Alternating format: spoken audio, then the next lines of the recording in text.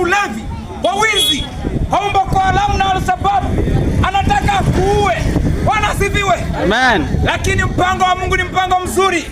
Biblia inasema maana jinsi hii Mungu aliupenda ulimwengu hata akamtoa mwanawe pekee Yesu Kristo, ili yule amwaminie, ili yule amwaminie. Napenda neno inasema ili yule, haijachangua, ili yule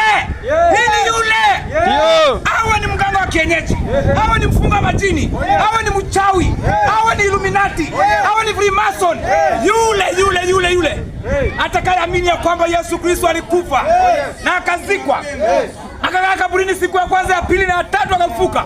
Ukiamini moyoni mwako na kukiri kwa kinywa chako utapata msamaha wa dhambi.